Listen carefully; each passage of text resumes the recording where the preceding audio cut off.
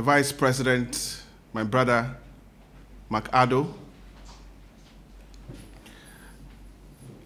Executive Committee members here in Guarded, my regional ministers from all the 10 regions of the Republic,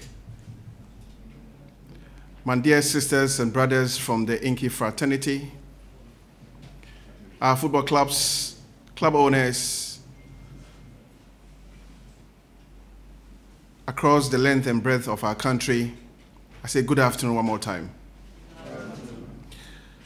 So I'm extremely happy that we are here today to climax an important working visit by the President of the Confederation of African Football,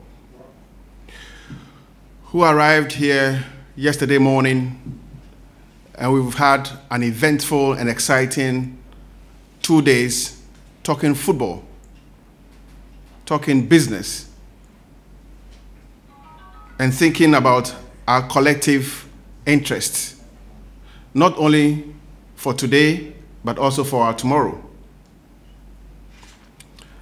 Yesterday, our president arrived, and straight away he went into action. We paid a courtesy call on the Vice President of the Republic. Then after, he was involved in the Youth Summit. After that, we went to the presidency to meet His Excellency, the President of the Republic.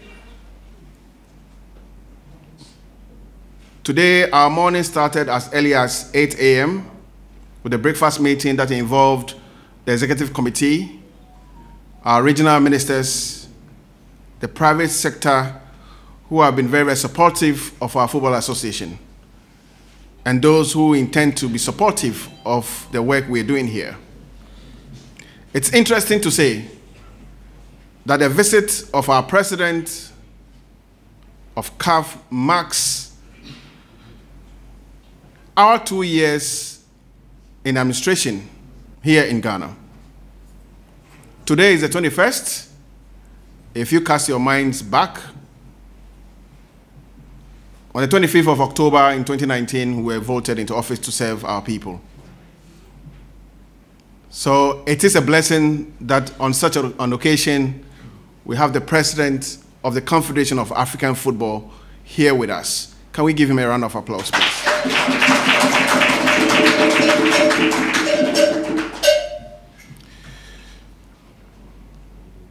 Some months ago,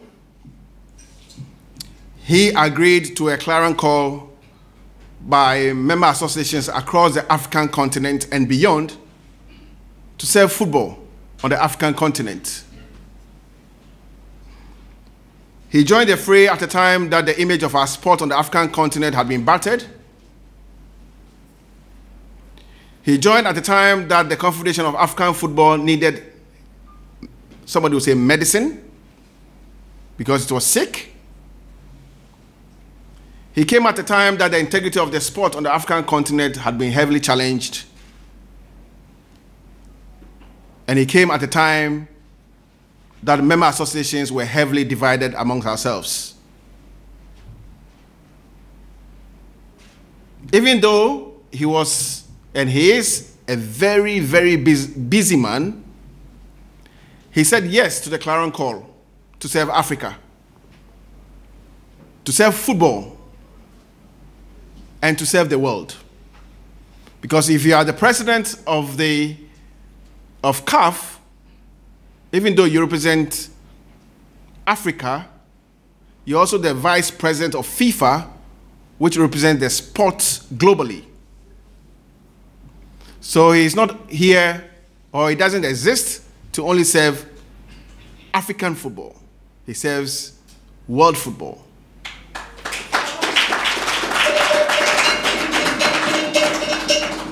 Somebody would have asked that why would a peaceful man in his little corner, concentrating on his business, bring himself into an industry that is full of ups and downs?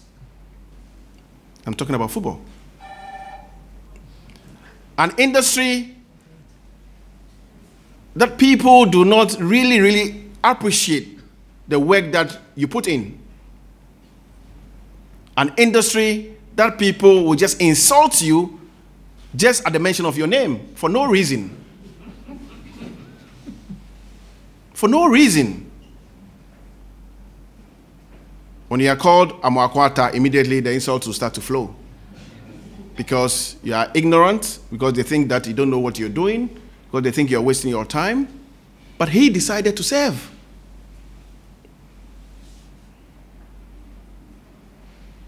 Today he's here. And after going through all that we threw at him, he has again agreed to speak to the media. Because just like our dear Football Association, we appreciate the work the media does and is doing for our football. We appreciate you. And we know that without you, we would always live in the dark. We appreciate this. And that's the singular reason why he's agreed to speak to you before he departs our dear country. Mr. President, on behalf of the Ghana Football Association, I want to thank you so much for the time spent with us. I'll forever be grateful. Ghana will forever be grateful. And like I said much earlier, Ghana would always stand shoulder to shoulder with you and with your leadership and with your administration in good times and in bad times. Because we believe in your vision. We believe in your desire to ensure that all the good corporate governance principles are introduced, are established on the African continent and in our sport. We believe in your leadership style. We believe in your desire to see women's football grow. We believe in your desire to see school football grow. We believe in your desire to see juvenile football grow. And we believe in your desire to ensure that the corporate world, the private sector, becomes interested and an active participant of football on the African continent. Mr. President, on this note, I want to welcome you again to Ghana. To our media folks, I'm sure many of whom have never had a chance to speak with you directly. Is Gary here? Oh, okay, he's one of them. I know you utilize this opportunity very well. You will not be sitting here throughout the day, unfortunately. So when it is that you have the opportunity to speak, please do not hesitate. On that note, I thank you so much for the support of our FA. I thank you so much for the work we're doing.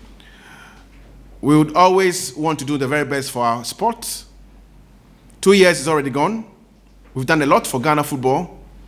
2 years ahead of us offers all of us a lot more opportunities to do our best for Ghana football, and we will not renege on our commitment towards the sport. Our intention is to do our maximum for the sport, and I say this all the time, we all have one vision, colleagues. Where we differ is how to navigate the vision, or how to navigate our ideas to the vision that we all share. So the fact that you disagree with my style should not mean you're against me. Should not mean I'm against you. The fact that I disagree with your style should not mean I don't love you. We all have one vision, to grow Ghana football. Thank you so much for coming. And our MC, if you're alive and you're awake, I'll hand over the microphone to you. Thank you so much.